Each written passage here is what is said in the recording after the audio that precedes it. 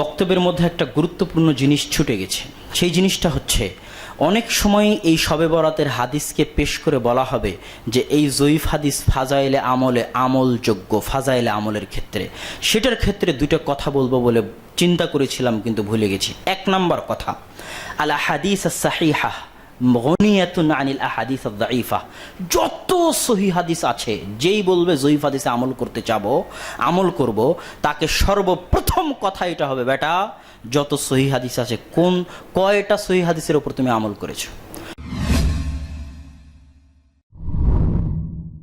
যত সহিহ হাদিসে আমলের কথা আছে, সহিহ হাদিসে প্রত্যেক দিন 12 রাকাত সুন্নাতের কথা আছে, কয়দিন 12 রাকাত সুন্নাতের আমল করেছো? সহিহ হাদিসে 4টা ইশরাকের সালাতের কথা আছে, কয়দিন 4টা ইশরাকের সালাত আদায় করেছো? সহিহ হাদিসে তাহাজ্জুদের সালাতের কথা আছে, কয়দিন তাহাজ্জুদের সালাত আদায় করেছো? সহিহ হাদিসে যত আমলের কথা আছে, এই আমলগুলো শেষ করতে পারবা না আদায় করে, আর জয়ীফ হাদিসের পিছনে ছুটো। যদি ঈমান থাকে তাহলে আগে সহিহ হাদিসের উপর আমল করে শেষ তো করো।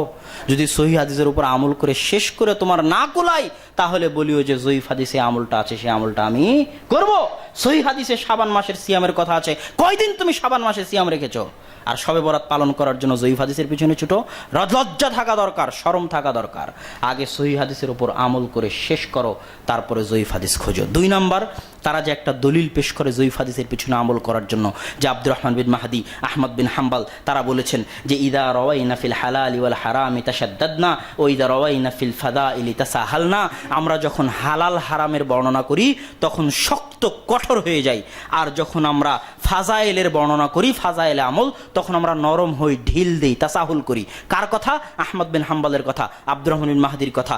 এই কথা পেশ করে তারা দাবি করে যে তোমাদেরই মুহাদ্দিসরা তো বলেছে যে হাদিস যদি হালাল হারামের ক্ষেত্রে হয় তাহলে আমরা বেশি কঠোর হই, আর হাদিস যদি ফাজাইলের ক্ষেত্রে হয় তাহলে আমরা একটু ছাড় দিই, করুক নাহিন ফাজাইল আমলের উপর আমল, এই আমরা একটু ছাড় দিই। এই কথা তো আহমদ বিন হাম্বালের, এই বলে আমাদেরকে ঘায়েল করে।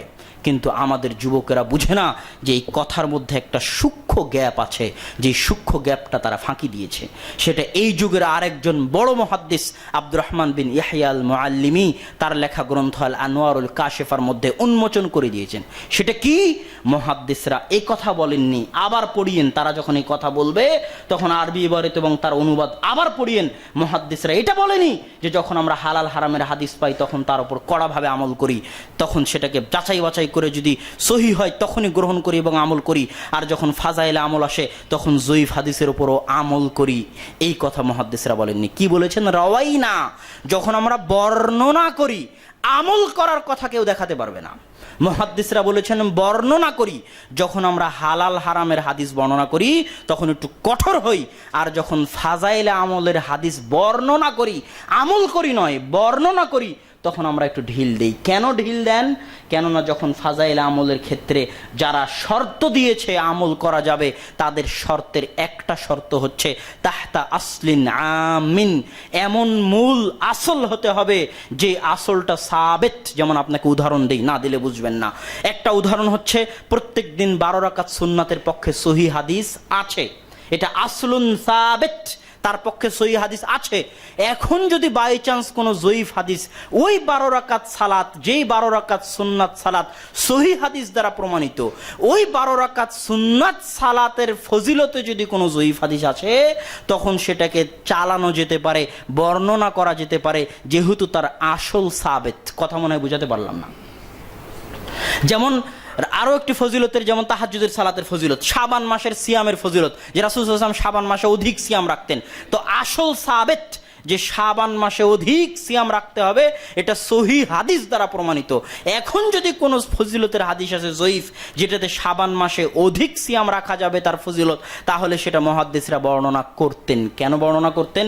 যাতে পরবর্তীতে আসা মুহাদ্দিসরা বহু জয়ীফ হাদিসকে জমা করে গবেষণা করতে পারে যে এই বর্ণনাটা সঠিক না বেঠিক, এই বর্ণনাটা হাসান না জয়ীফ।